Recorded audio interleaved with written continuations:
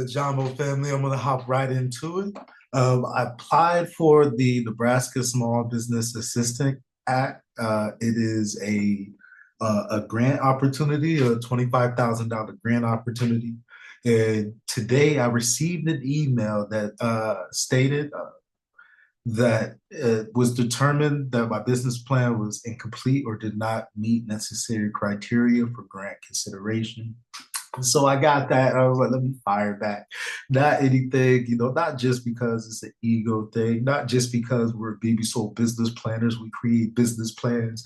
Many of our clients, as well as several of the over 1 million users of Live Plan who have received funding using the platform. That's the platform we use to create our business plan, which is an SBA approved template format.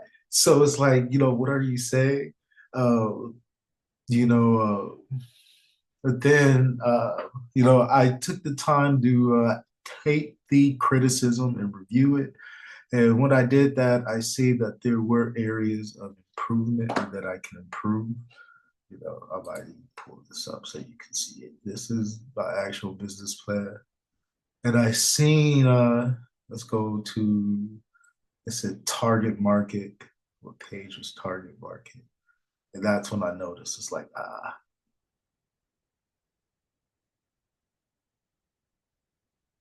pretty sure the projected sales thing is what I just passed. It's sales strategies, but let's go back. Because I had that in there. But I see for the target market. Where is it? What did I say? It was page 25, page 17.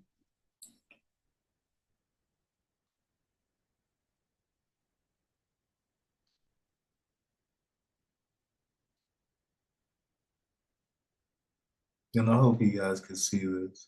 The target market. And then in target market, I said our primary focus has been on serving businesses located in Nebraska, where our company is headquartered, as well as thriving metropolitan area of Atlanta, Georgia. These two distinct markets offer unique opportunities and challenges for our business planning services. In Nebraska, we leverage our deep understanding of the local economic landscape, including the strong small business support and advocacy by policymakers.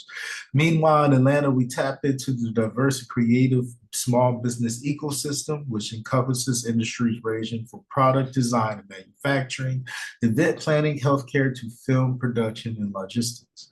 By concentrating on these two regions, we've been able to develop specialized expertise and build strong networks of contacts. This focused approach allows us to provide highly tailored business planning services that address the specific needs and opportunity in each market. Furthermore, our presence in both a Midwestern state and a major Southeastern metropolitan area gives us valuable insights into different business cultures and economic trends across the country. As we continue to grow and expand our client base, we remain committed to our high level of service and local market knowledge of both Nebraska and Atlanta. At the same time, we're constantly evaluating potential opportunities to extend our reach into new geographic areas that align with our expertise and business model. So after reviewing that portion, I could see that that does not directly pinpoint who I'm targeting. And so I am going to have to edit that. As you see, I use liveplan.com. So I'll take that one. So that's one. I'll take that. And again, with a lot of us business owners, our ideas are in our mind. And the purpose of having liveplan.com is to have that dump and getting that stuff out of our mind. So what's in my mind and how I know I operate the business and who I target are in Nebraska. I'm looking at the small business owner, the local small business owner, various industries. When I say that I tap into the understanding of the business, small business support. So there's a lot of small business groups out here encouraging small businesses, helping small businesses succeed. Those are the groups that I tap into to locate, the small business. I'm specifically looking for Nebraska small business owners.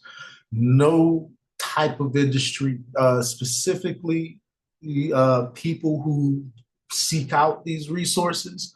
like going to the SBAA or Grow Nebraska, people who go to the Nebraska Enterprise Fund, people who go to LIBA or the African Midlands Chamber of Commerce events, people who are joining chambers of commerce. So those are the targeted businesses that I go after here in Nebraska, people who go after those type of resources. So that's what I want to identify or put in my target market. And then in Georgia, I'm looking at businesses who have product. There's a lot of beauty products. There's a lot of food products.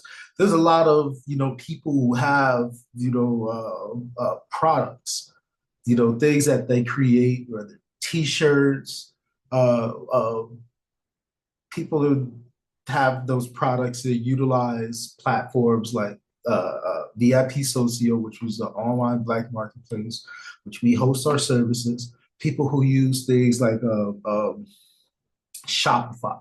So people with product, small businesses that are product based who use Shopify. Uh, uh, Event planning. There's a lot of events like in Atlanta, Georgia. There's events everywhere. There's always something going on. As event planning also follows up with restaurant and restaurant bar industries. Those are a lot of the businesses with contact there, specifically people who have created a vibe that we look at encouraging them to, open a few locations. What is it going to take to plant that? How about we transplant this vibe to Lincoln, Nebraska? We transplant this vibe to Dallas, Texas. We transplant this vibe to Kansas City. So, and I'm going to add in logistics. A lot of people are trucking in the South. Uh, there's a lot of our people who are doing, the trucking route. So those are the targeted businesses that we are going to have to identify. So I can see that, and I'll take that criticism. I see it to that. But as far as the other stuff, I'm pretty sure I had it covered.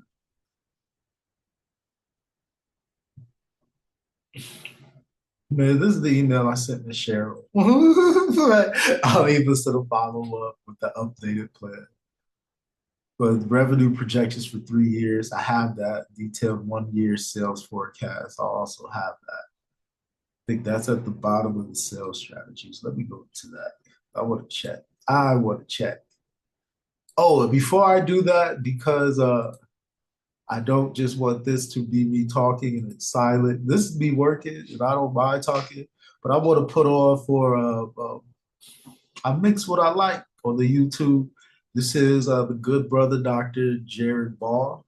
He's a professor of Africana Studies and media and journalism in Morgan State. It's a HBCU. This discussion is the history of fraud of Black capitalism. So I hope you enjoy. I hope you can hear. So oddly enough, the rare pamphlet that I wanted to research and needed to research for this book chapter I'm endeavoring to put together is housed at the library on campus where my daughter happens to just now be attending college. Who knew? Who also knew it would be this valuable? I mix what I like, what I like, what I like, what I like, what I like.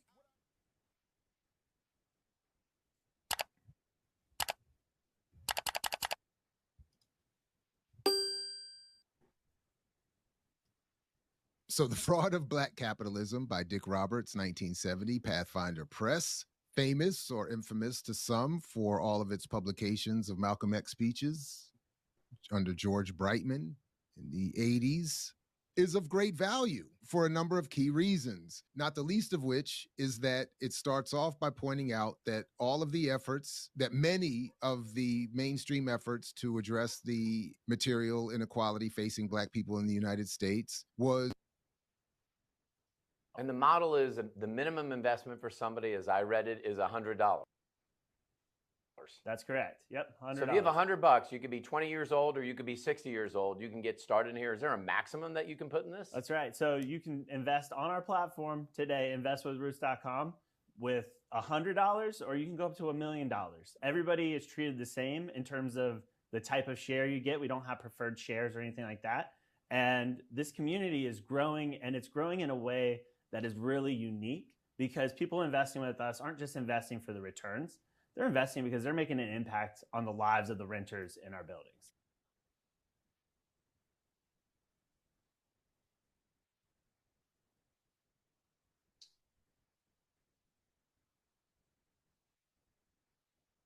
So you think you know Wix, but do you really? First up, we've got shape video masks. You can use different shapes to create completely different vibes and aesthetics. Or you can create your own graphic. I use the shape composition here. Just import any SVG file and set it as a shape mask. Nice. Next up, we'll keep it moving with the hover box. You can use it to animate any element and create these really eye-catching interactions. And what I love is that the level of control you get here is crazy precise. You can set your animation ease, scale size, and position to create this really dope effect. Third, we've got the mega menu. This not only lets you organize your site menu into different subcategories, but it also looks amazing when you add in different elements like text, buttons, images, and pretty much anything you can think of. And last but not least, we've got My Designs. This feature lets you save any section or component that you've already created, and you can use it as a starting point on any other pages or sites you're working on. This one's personal. Okay, we'll pause that. So I do notice that in my executive summary is where I have that forecast listed. However, in the business plan, it didn't transfer. So I'm going to see, I'm going to update that. I think that maybe, because it gives me the option to display certain graphs, one of which would have been my forecast. So I'm thinking I left that out. So I'm going to have to update that as well. I just wanted to say, so I see to that. So I'm looking at it now. This is the forecast.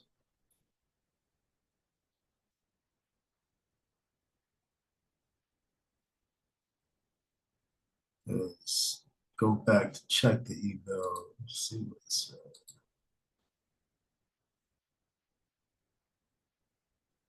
Detailed 1-year sales forecast.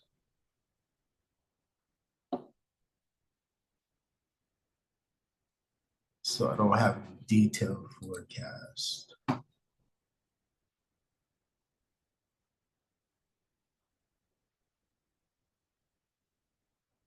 But I do have the revenue projections. I believe that's also the finance part.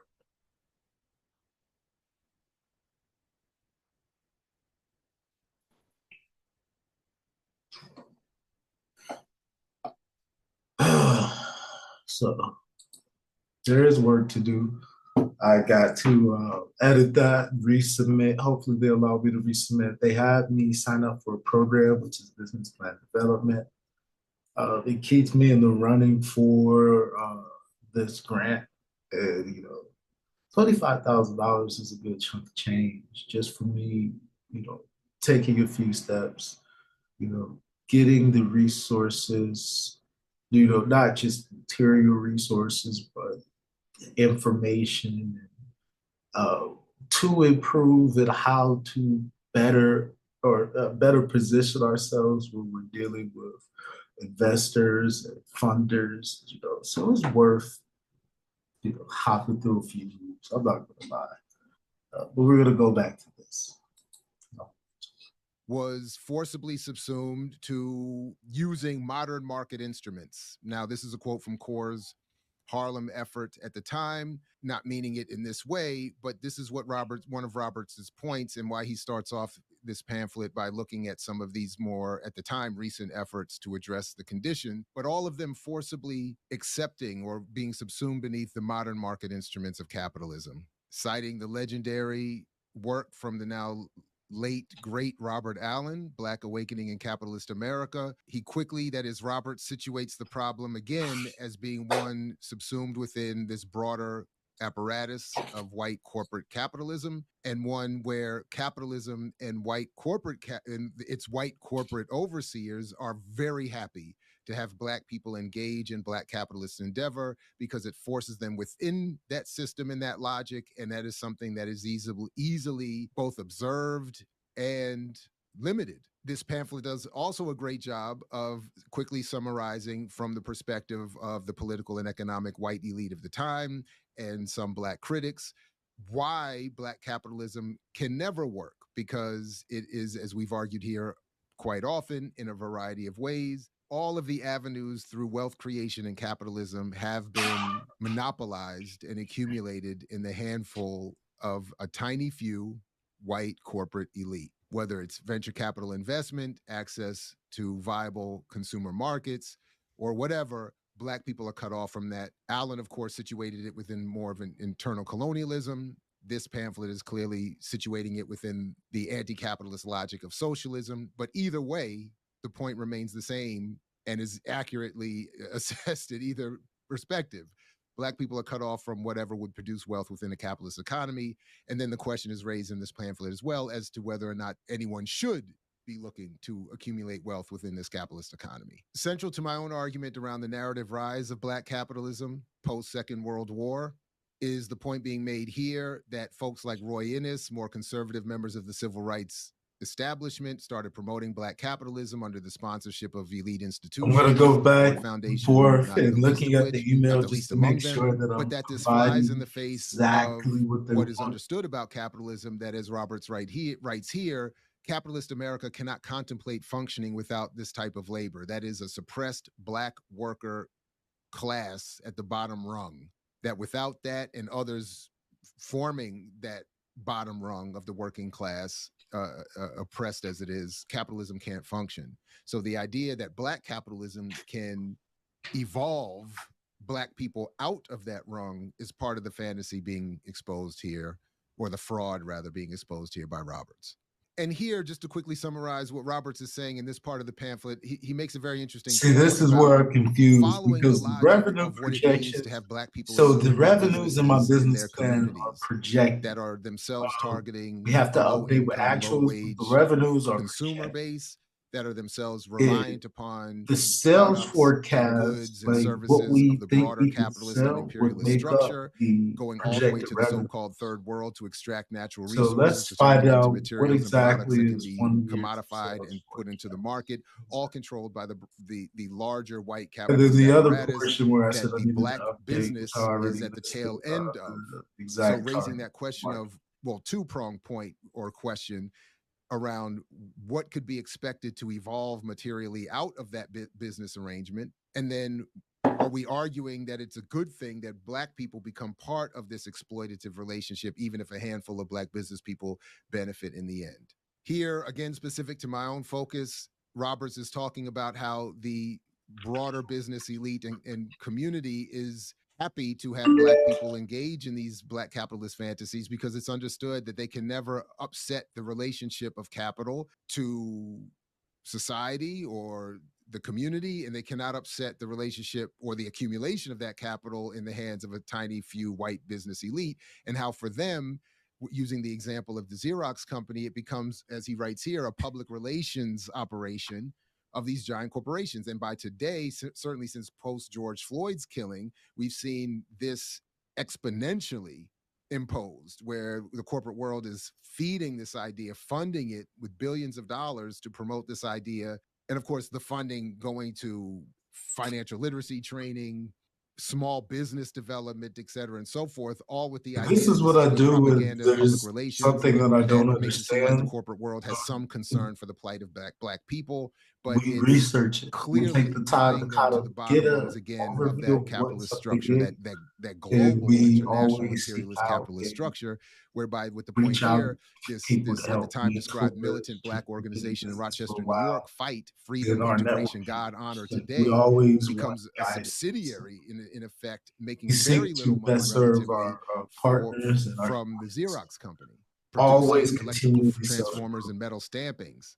So again, much to my own point, and said perfectly well here by a return to look at Robert Allen's work, even though there's a critique here of it, which I'll quickly explain in a second. But the point here is that Allen says, I think quite rightly, that Black people cannot afford a system which organizes community resources and then distributes the resulting wealth in a hierarchical fashion, with those who need least getting most. Neither can Black people afford some half-hearted compromise which would make the Black community in general and its educated classes in particular subservient to the expansionist needs of corporate capitalism. Of course, capital must be accumulated to make possible the economic development of the Black community, but this must be done in a way that precludes the enrichment of one class at the expense of those below it. End quote. Now, as you see here, Du Bois is mentioned in terms of his relationship to a cooperative commonwealth. This is brought up quickly as a slight critique of what Allen was saying there, specifically this point about capital must be accumulated to make possible economic development. And Roberts, as a socialist, is arguing, as we'll come to in a moment, something different, suggesting that Du Bois's approach to cooperative commonwealth, the cooperative commonwealth, is the step forward. I'm going to come back in another video, another short video, to talk about Du Bois and cooperative. So I'm not going to get into this right now, but why this point is flawed, and we'll come to that shortly with a focus on Du Bois himself. Again, in a separate video, I should say, focus on Du Bois himself. Suffice it here to say that what I do agree with Robert Allen is that Black people cannot afford a system that just simply redistributes wealth to a handful and hierarchically while leaving those who need it the most below at the bottom. I do agree, though, with Roberts that there needs to be a different approach to accumulating wealth and even defining what wealth is. So Roberts concludes here with a point that we've raised elsewhere regarding the myth around buying power in Black capitalism more broadly, and one that I've really come to want to promote, that I'm finding that Bayard Rustin made, despite all of his contradictions. I agree with him on this one. Baldwin made it. A few others have made it. And the point variously made is that Black people being encouraged to focus on Black capitalism in whatever variant are being drawn away from what is their real potential power, that is, as a labor force, as a class.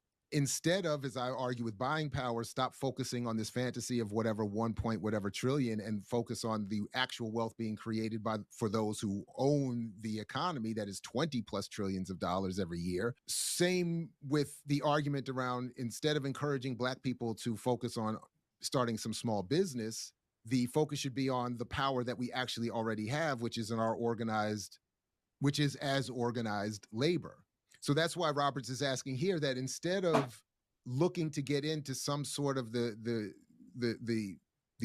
business process lane, that imperial process of raw material production into mass commodity production and marketing, Roberts asks here, contrast the various schemes of advancing Black business with the potential power that Black workers possess if they organize to use it politically. Which, of course, for me is... Now listen, that's called my boy. You know nothing about that. Let's focus more on what happens in terms of outcome with the wealth we're already producing, and less on trying to get in at the point of so-called opportunity in the production of that wealth. That's not where the answer is. Now, also, just very quickly, having covered the fraud of Black capitalism, I did come across this great short book chapter from a text on African Americans in the U.S. economy textbook of some years ago that I had just not ever paid too much attention to, because it wasn't the focus of anything I was doing in particular at the time. It now is, and Manning Marable has offered up a couple of gems here. So again, as a short chapter in African Americans in the U.S. economy, Manning Marable wrote this history of Black capitalism, which makes a couple of very key points for me in this most recent attempt at work that I'm doing now. First of all, he starts off making the broad point that is very helpful to me, and to making this to clarifying the time frame here. The origins of Black capitalism are found in the development of a small but affluent propertied Black elite which emerged before the Civil War. And the short of it is, within the so-called slave economy, some Black people had found a business relationship with their masters and the broader white society, where they could be largely left alone and allowed to become relatively fruitful as long as they did particular services and labor. Even if they were allowed to start, even when they were allowed to start their own businesses, that labor and those businesses were meant to satisfy that white master class and the surrounding white community. So as Marable writes here, the older Black business elite, barbers, butlers, caterers, tailors, blacksmiths, carpenters, furniture makers, and other skilled artisans had been dependent on white patrons for much, if not all, of its business. With the expansion of racial segregation after 1890, many of these artisans disappeared. The new generation of Black entrepreneurs was a byproduct of racial segregation, developing goods and services for Black consumers, embracing Washington's, that is Booker T's, rhetoric of self-help and racial upliftment. A conservative Black nationalist ideology was promoted aggressively by Black bankers, insurance agents, and small merchants precisely because they depended upon the Negro community for their support, observed historian August Meyer. And this is at the crux of the problem to this day, that what is promoted as a radical militant Black revolutionary solution to the material conditions of Black people in the United States. And while I'm at it, I did update my services and some of my prices, so I may want to and small merchants. update that in my business plan as well. Of capitalism and Black capitalism, which is itself very white, very anti-Black, and very conservative. Key to my point also, as Marable writes here, much of the sudden growth of Black business could not have occurred without the critical assistance of the Black press.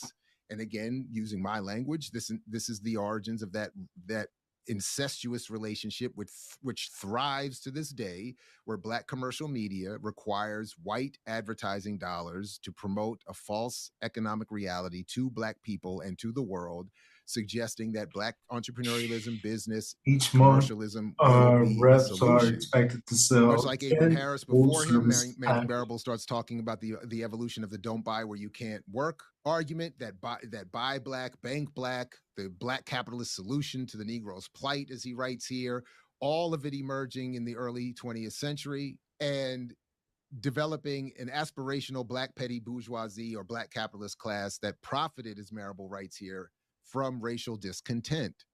And it's a similar argument that I and others around here have been making for a long time, that the goal is to redirect Black anger and militancy into a very commercial, safely commercial capitalist logic and structure that can easily be mediated and suppressed and mitigated so as to not become a problem for actual capital. Again, helping my own argument, Marable points out that a lot of this took off around the 1950s and 60s, post-World War II, where Black capitalism, the prospects of it began to improve. That's where you see the rise of the selling the Negro argument from John H. Johnson that we've talked about. This is trying to take the modern form of the problem. Again, Marable traces says that the Black business community has the same several common characteristics, all of which revolve around the problems we've talked about here: lack of access to capital, targeting a consumer base that has no money, relegated to the low rungs of the economy, human services and retail, having very few employees, often employing themselves, and so on and so on. 30 hours. That is the exact same problem that persists to this day. Marable ends this chapter by really 5 hours the point that I've been wanting to make and then focused on in this chapter myself. That a major obstacle to present-day Black capitalist strategy is the newly found interest of white corporations in controlling and capturing the Black consumer market. So whether it's Nielsen and the conscious consumer or whatever else we've been talking about around here for several years now, there is no full service packages. There is no starting point from which Black businesses can emerge and catch up. And when the white corporate world, which already is itself monopolized, which already is itself accumulated in terms of wealth and access to the higher echelons of business and I'm expecting them manufacturing, etc. White businesses can't compete with white businesses. So when they want to get involved in capturing the Black consumer market, Black businesses targeting that same consumer market are not going to be able to compete. They can't produce as much. They can't produce as much as fast. They can't produce as much marketing. They can't flood their own ads in their own media spaces or targeting media spaces as much as whites, which is why we see Roland Martin and others constantly targeting. Right now, I'm debating if I should show you guys a little bit behind the process enough money to the Black commercial media community. That's not saying that I'm going to go out finally, and as he openly the chapter, create the civil rights movement and desegregation permitted the however, to develop a variety of advertising strategies this could be useful as training. and profits from for, Black consumers, all in the I name of always make this equality. video The private. net result was the increased marginalization I'm of the gonna Black do that. entrepreneur, the manipulation of Black So we culture and are social in habits the by white business of corporations, serving our and a new clients. kind of economic Just serving our underdevelopment clients, we for use a all lot of Blacks tools, at right? all economic One of the levels. tools we Thanks, use everybody. is Just a quick ChatGPT look at both the history and fraud because it of has Black the capitalism. Obviously, much more AI to is come around here on And this so topic and we'll issue. use Do all of the ChatGPT to things, kind of and as always, structure our peace thoughts. only if you're willing to And fight then for we'll it, as put our Fred Hampton used to structured say. thoughts And I'll catch you into next time the live right here at I mix what I like, what I like, specifically so we what don't I like, damage what I any of the like. previous stuff we did. So let me go to this. Hopefully you guys can still hear it.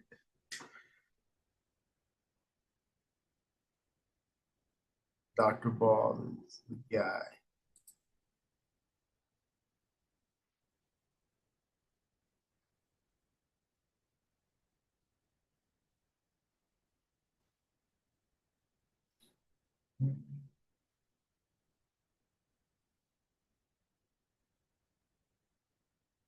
We'll do Steve Biko.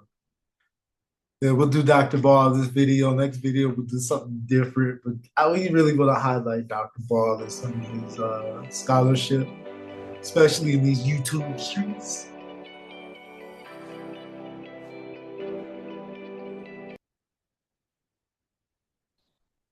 My entire brand is an homage to Steve Biko, and yet I don't talk about him enough around here. So today that's going to change as we commemorate what is the anniversary in 1977 of his assassination. Rest in power to Steve Biko. I am Biko Black. I mix what I like, what I like, what I like, what I like, what I like.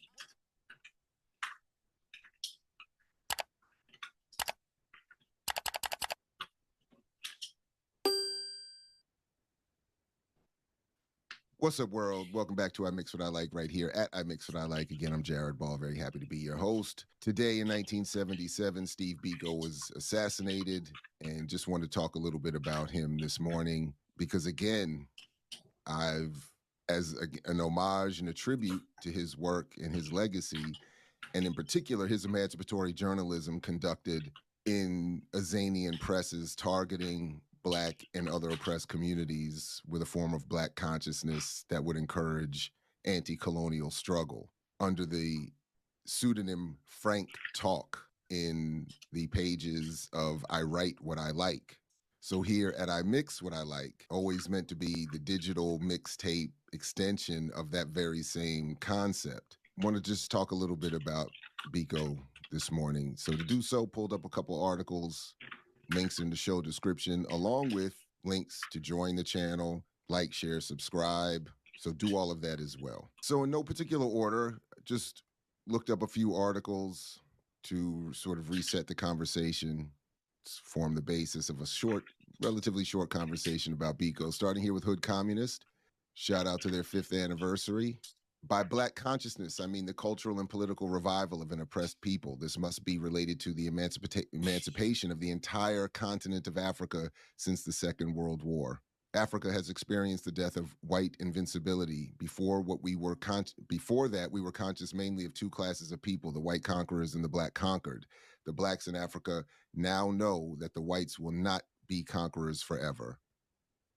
Steve Bantu Biko, I Write What I Like. First of all, I can't help but notice the immediate anti-Wakandan notion, the beautiful anti-Wakandan notion that this must be related to the emancipation of the entire continent of Africa. This is an article by Nicholas Mwangi, Black Consciousness and Steve Biko from September 2022.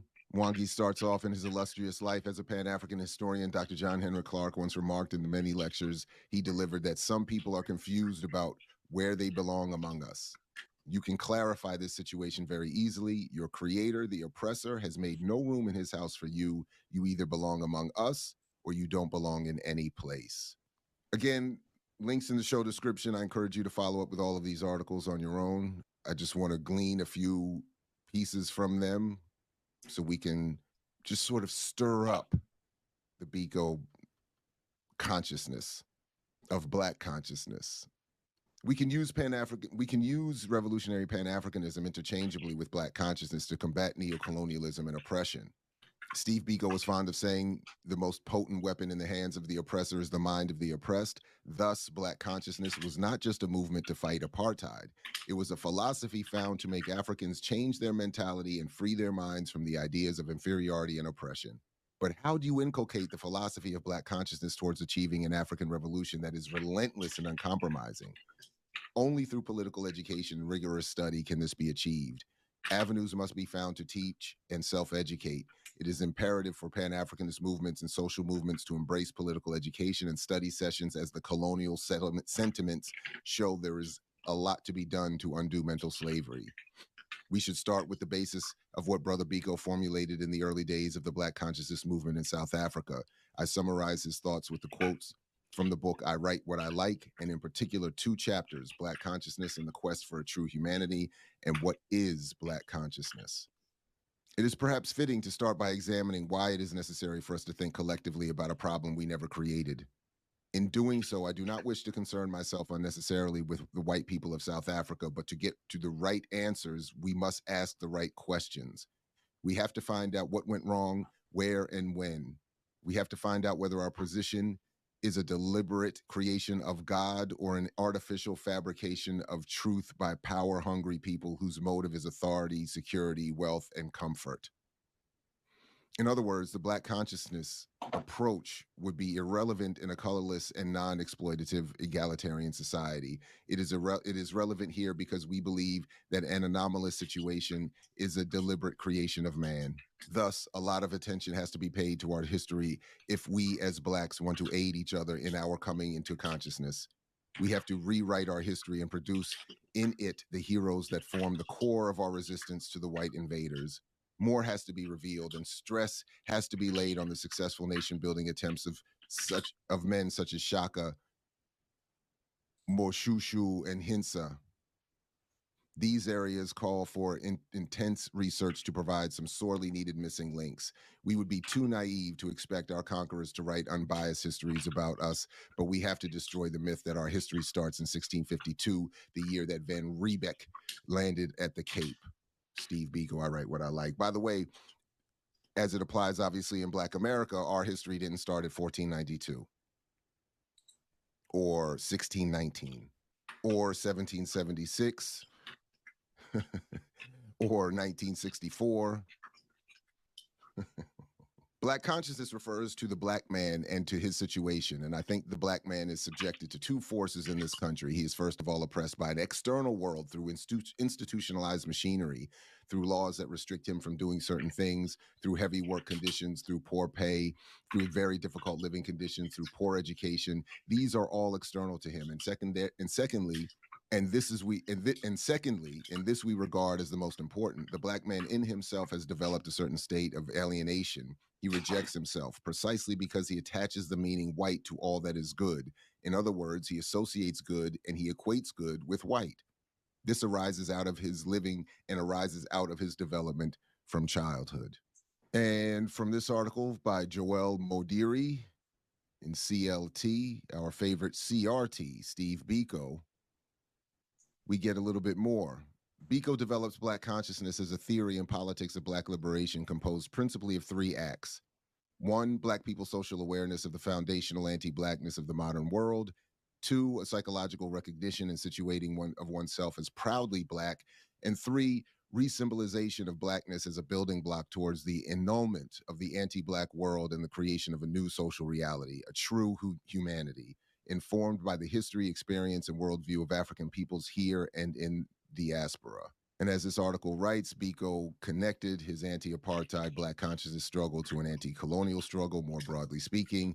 And this is something that's obviously still needs to be considered today, as there still remains a tendency to encourage people to narrow their struggles to their particular instances in time and space. And obviously, it's a much larger problem than that. Now, from this piece here, a book called States and the Making of Others, Perspectives on Social State Institutions and Othering in Southern Africa and Western Europe.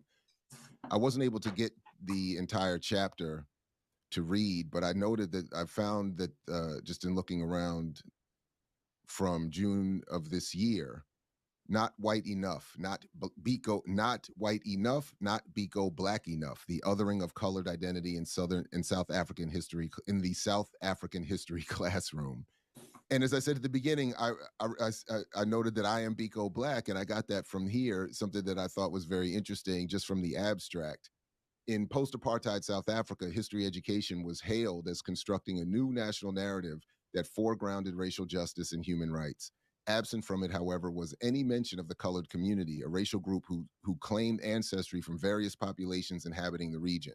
Instead, motivated by racialized unity and drawing from conceptualizations developed by the Black consciousness movement, colored people were considered Biko Black. See, I gotta a term break that used to down. refer to all formerly I'm trying to think. disenfranchised groups. I'm trying to think. Drawing on 10 months of classroom ethnography in Cape Town, this chapter explores how grade 9 students who racialize themselves as colored are othered by the absence of a distinctive colored history in their curricula. It suggests the inability to identify themselves in the curricula means that they fail to recognize the important contribution that colored people made to the anti-apartheid struggle, a struggle that their teachers and textbooks present as black versus white. Crucially, this form of othering is not undertaken to discriminate, but intended by teachers and textbook authors to foster a collective sense of black identity and pride. This research thus uncovers subtle processes in which history teaching and racial politics combine to other in ways that prove socially destructive. Fascinating. I would definitely be interested in following up on that at some point. And including this concept of Biko Black that I think needs to be adopted and amended for the 21st century, even here in the United States, where shifting sands of one-drop rules and biraciality, multiraciality, complexion, etc., are obviously still at play, and yet there's still a need for a Black consciousness and an anti-colonial struggle. So if it helps, maybe we can dive into that at some point and revive this concept or expand the concept of being Biko Black. And a little bit more here from this month, just a few days ago in the conversation. Steve Biko's murder exposed deep racism and how medicine was taught and practiced in South Africa. And this is fascinating because for those who are familiar with the story, and even if you watched or read the Donald Woods based biography, Cry Freedom, we remember that, or as I continue to note, this is what allowed Denzel Washington to have twice now played heroes of mine in films that are just, as Skip Kuhn says, diabolical in their presentation of the history. And in Cry Freedom, it seemed, if I remember correctly, I'm happy to be checked on this, but what I remember, it felt more like a biography of the Woods family, the white Woods family, and their heroic escape from South Africa, and Biko becomes this background figure. But one of the incidents that stands out, even from the film, that obviously was a major issue at the end of Biko's life, was his torture in prison, and then his nearly 700-mile, I believe, transportation from the prison to the hospital, I believe in Pretoria, where he somehow survived that trip, but then died later in the hospital today in 1977. And there's been a lot of controversy over the years about the medical community's role in this and covering it up.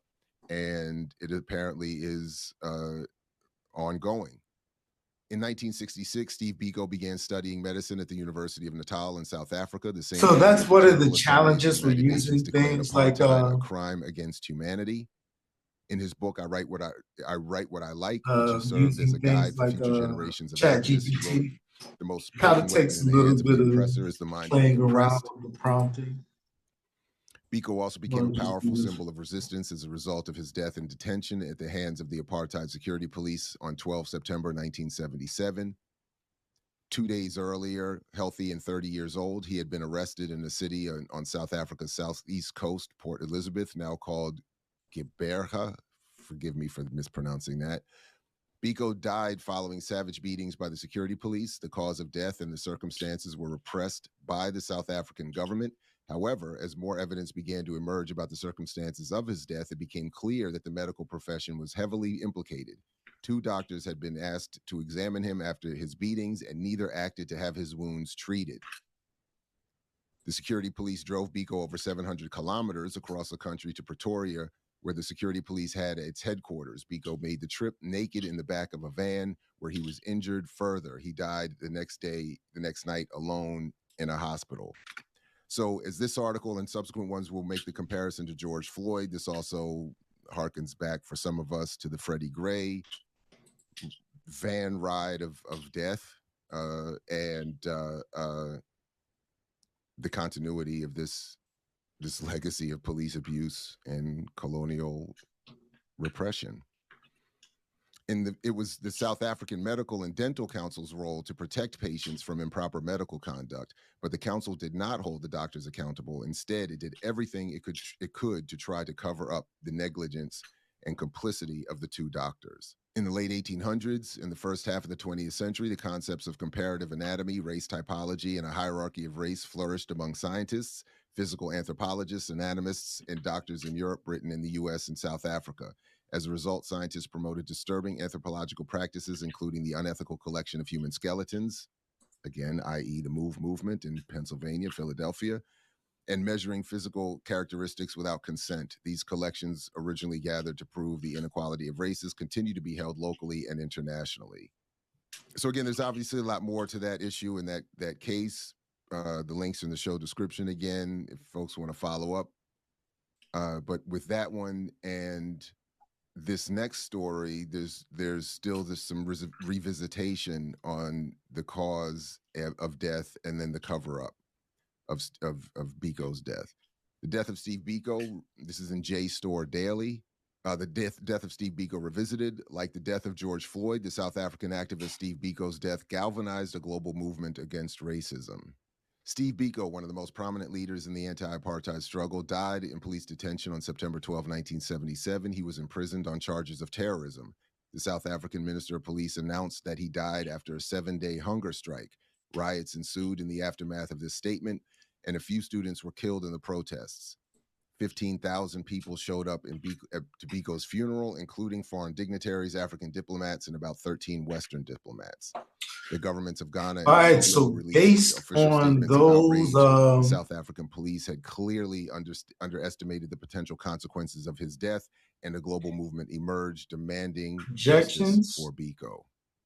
A core feature of many Black radical experiences, we find that, as this article recounts, that Biko's early rise into activism involved his work with the South African Student Association, but he quickly ran afoul of what he called white liberal paternalism that, as the article says here, could not justify the demands of non-whites and blacks, and that blacks should organize on their own. Black man, you are on your own was the slogan of his Black consciousness movement, which advocated self-awareness and self-reliance for Black people. The article says here that Biko was no African nationalist. He redefined Black in a time of incredible disunity in the African movement. The African National Congress and the Pan-Africanist Congress had been banned by the South African police in the aftermath of the Sharpeville Massacre of 1960.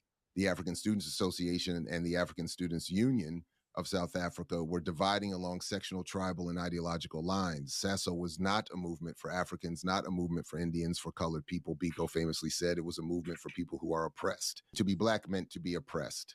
And like the death of George Floyd, Biko's death galvanized a global movement against racism. His extrajudicial killing embarrassed apartheid South Africa on the global stage, much the way Floyd's death has embarrassed the United States. Although Biko was an activist and George Floyd a citizen, in one crucial way, their deaths were quite similar. Two Black people whose deaths were contested at the point of inquest and autopsy. Yeah, I wonder to what extent the United States is actually embarrassed by that, but point well taken. Autopsies carried out by law enforcement have long been the site of political contestation. They have a heavy weight in the courtroom and can provide a narrative that either condemns the state or absolves it. For this very same reason, in the aftermath of Steve Biko's death, doctors debated passionately in the British Medical Journal about how he died and what role of the white South African doctors was, and what the role of white South African doctors was in the process. 30 hours a week, British 5 doctors hours a condemned day. the South African Medical Association. The medical South African doctors reported in Consultation defensiveness. packages, if they're selling that, Retorted in defensiveness. that's people booking thinking in advance. Dr. Ivor Lang later admitted that he wrote out a highly incorrect medical certificate So at the request of Colonel Goosen this is of going the to be security interesting police. because my Most readers will have ability been and horrified capacity by to reports do of the this inquest on Steve with Biko at R. Hoffenberg, a doctor me working bringing at Queen on Elizabeth Hospital in Birmingham, England in a 1978, partner, where he which I have reported that Dr. identified a Ivor partner Lang later already. admitted that he wrote She out a currently has highly a incorrect business medical certificate similar at the request of consulting Colonel Goosen services. of the I security think police. An inquest later revealed that Biko may died be from able to traumatic make her an brain injury, offer. not a hunger strike, as announced by the South African Minister of Police. And In it 1978, despite would allegations by Lang and Tucker require that us they were to acting on instructions of the police, the state found really no getting such evidence down and the recommended to the schedule. medical council that no further action be taken against the doctors. In Really getting 1991, down at the the end of schedule because apartheid, the we British would Medical have to Journal take on headlined a work story on between the the two of confessions of us. South African Medical And Journal, that's declaring 120 openly that it tried to consultations cover per up month. protests by That's dissident each of us doctors taking in on South 30 Africa hours who of submitted to their journal. consultations. In 1997, the South African Truth and Reconciliation Commission proved That's and each provided of us. amnesty That's to the just 5 for what officers our who tortured Biko and left him with the That's doctors who covered each their of us tracks. taking Their on names 10 were Harold business, Sinman, full service Gideon Newt, R. Marks, packages for the business plan. John J. Each Bank, of us and taking Dantine on G. Siebert. 20 business Amnesty. Yeah, that's the frustrating part about. So I remember I'd even again when I have to was in the divide this Africana work Studies and between Research Center under the 3 or 4 leadership of the late great Dr. James Turner, Desmond Tutu came However, to with that Cornell 3 to or 4 speak, people with and these new as most projections, Black luminaries do or did when they went to Cornell to give a major so I really speech want or to be able whatever they to were get doing there, they would often come and give a private audience to the Africana $10,000 a Studies month. and Research Center. I can pay you $10,000. And I was in the room, packed classroom, Will I have enough money where Tutu to gave pay a out small my talk, sales reps and maintain this business? and where an Azanian brother from the That's back what I need to stood figure up out in my planning and process. fighting which will back the update me. tears and struggling to get his words out, made the point basically that while Tutu was going around parading the Because this is the commission and structure. praising Commission post-apartheid sales, corrections and evolution, and was seeking support and funding from institutions like Cornell. This brother was saying that people in the townships were as bad then as they had been under apartheid, if not worse, and that little had been done to actually help the actual conditions of the people themselves. And it was raised as a challenge as to Tutu's support for the Reconciliation Commission for suggesting an advance. And it was in his response, as he had said in his own book, that is Tutu's book. It's one of his memoirs that had come out sometime around the late 90s, early 2000s, because I had read it before he showed up there, if I'm That means we'd have to update our revenue it after he left? Anyway, the sentiment was the same in this space as in the book. And his point was, Tutu said, he was asked specifically, why are you supporting Truth and Reconciliation as opposed to a Nuremberg set of trials for the Nazis after the Second World War, which seems far more analogous and appropriate. And his response was, we didn't win. I thought it was the most honest answer, even in his more liberalizing political position. It was a very honest answer. We didn't win. And the Reconciliation Commission was a compromise for having not actually won their liberation struggle. I just thought it's still to this day a very important admission of his part and point to focus on, that this is not a post-victory reconciliation. It's a stalemate that allows for the white ruling elite to get off largely free and to keep control of the military and the economics and the resources of the country. All right, one last piece here, something I also have not had a chance to actually read, but I found and thought would look very interesting, and encourage people to check this out and let us know. Black X, Liberatory Thought in Azania. And I thought it was interesting, as I just happened to note, that it starts with a quote. Well, one of the epigraph quotes is from Frank Wilderson. This place won't be here in the morning, from his memoir, his incognito memoir of exile and apartheid, which I highly recommend that people read, especially if they want to resituate their approach to Afro-pessimism, because I think this was my entrance into Frank's work. And the idea that he would be advocating disengagement from struggle and solidarity with oppressed groups is bizarre.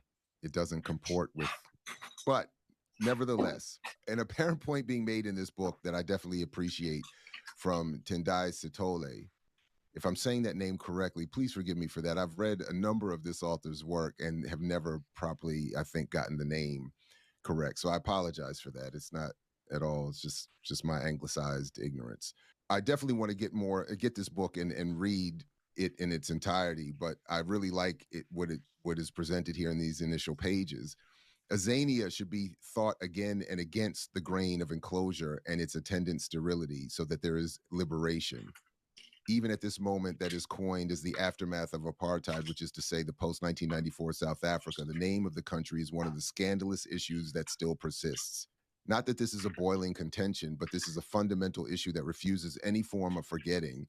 Since this aftermath is that of forgetting, the work of remembering is done by those who not only still yearn for the renaming of South Africa, but insist on exposing its racist machinations and do not believe in the myth that it is a non-racial polity which has surpassed settler colonialism. I mean, I think everybody knows where I'm going with this. That is... Now listen, that's called my boy. You know nothing about that. So I didn't go too far with that, but just that initial take is something I'm very much interested in, because as I was alluding to in that previous point, so much of what we're being told about post-apartheid South Africa, post-civil rights, post-Obama, post-racial America is mythological and masking, as was said there, the underpinnings of racism and settler colonialism. So I just wanted to do a quick commemorative shout to Steve Biko on the anniversary of his assassination in 1977, and to encourage that we pick up a lot of what he left for us in terms of, again, this approach to anti-colonial, anti-settler colonial Black consciousness, that we continue to engage as he encouraged whatever spaces we enter, media or otherwise, as spaces of struggle over advocating and encouraging a radical Black consciousness. And that for those of us on the margins of Blackness, that we happily hypo-descend into being Biko Black. Big shout out to Steve Biko. Big shout out to all anti-colonial freedom fighters.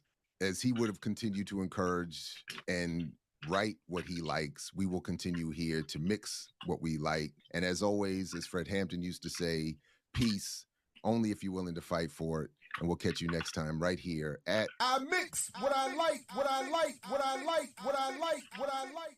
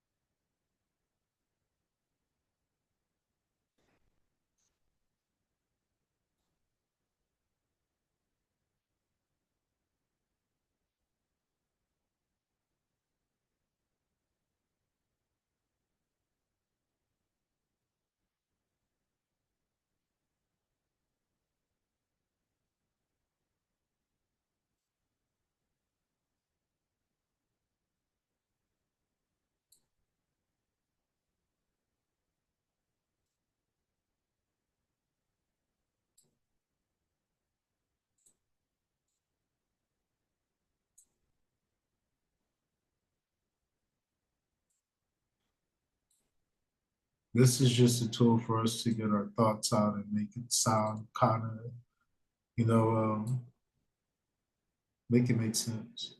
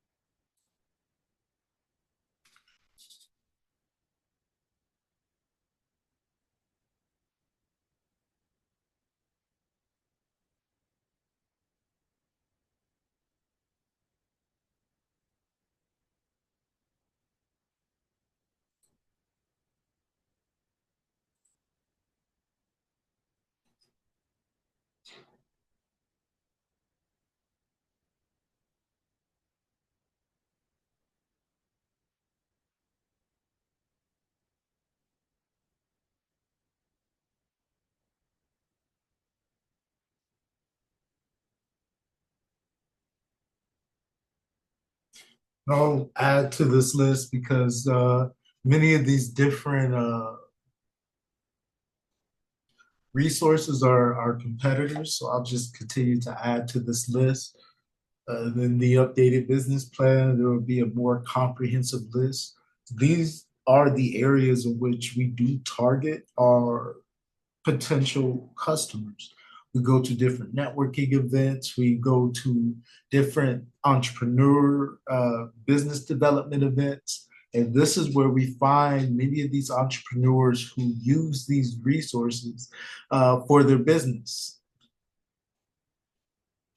Then in Georgia, we have an extensive list of mostly Black-owned restaurants and bars. And we visited quite a few in our travels there, in Atlanta in particular.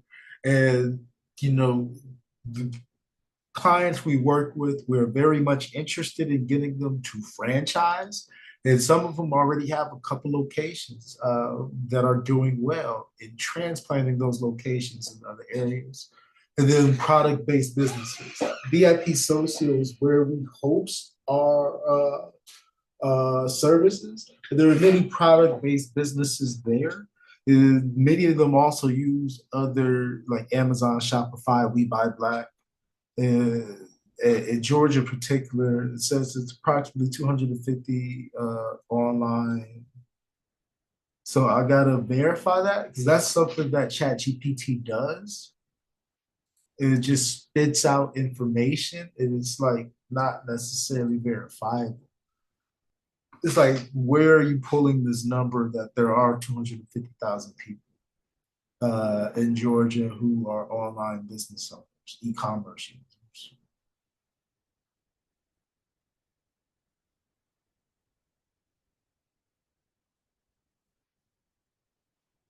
So we add that and we're going to update it as we go.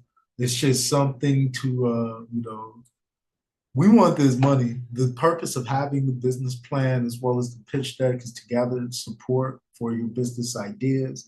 And $25,000 would do us well implementing some of our business ideas, providing that growth. What else did they need? So the revenue projections for 3 years. So that would be me updating it with the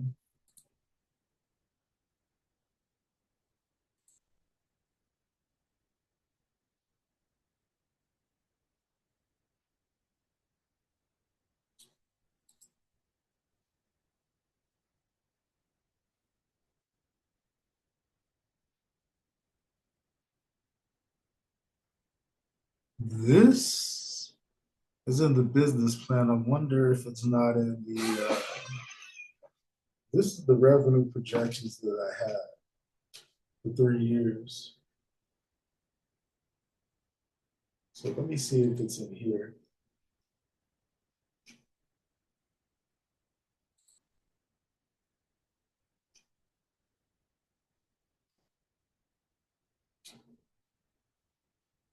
Yeah, so the revenue projections are in here. But I will update it, the revenue projections with the updated sales forecast. I probably won't do that tonight. I do have some other pressing work to get to, but I really wanted to create this video to demonstrate, what it's like, actually what we do. This is our work, not just with other business, our own business plans, but business plans for our clients. This is demonstration of liveplan.com. This video can be used as a training tool. When we bring on other members to join our team so they know this is the process of how we do these certain things. Let me end this. And then also the ever critical role of self-criticism and being able to accept criticism on our work, because this is ultimately what's going to allow us to improve. One, and how we're creating our clients' business plans, but also how we're positioning ourselves with these resources for funding opportunities. And, also to get some of Dr. Ball's scholarship on air, so you guys can listen to some of my inspiration, some like the people who inspire me, the people who give value to the work I do. They help me define my destiny, and my work is to serve in the liberation struggle of African people.